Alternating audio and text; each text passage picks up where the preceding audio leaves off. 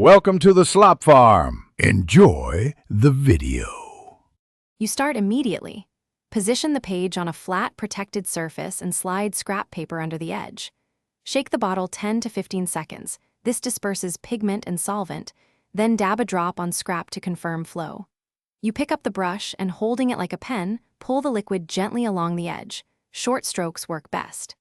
Pay attention to pressure so you lay a thin coat rather than a blob. This reduces drying time and prevents ridges. Once you have a base coat, let it dry for approximately 2 to 3 minutes so the solvent evaporates. You apply subsequent thin coats, making sure to feather the liquid inward about 1 to 2 millimeters so the repaired edge blends with the page. If you see runs or small beads, catch them immediately with a micro brush and lift off excess.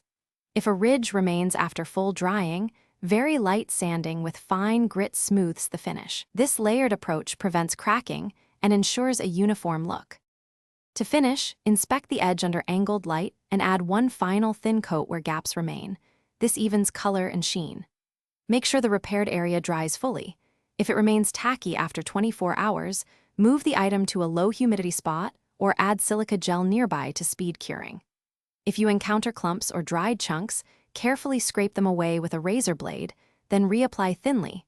This corrects texture without spreading solvent into surrounding paper. Remember, thin layers win over heavy ones. Thanks for watching. Consider subscribing if we helped you today.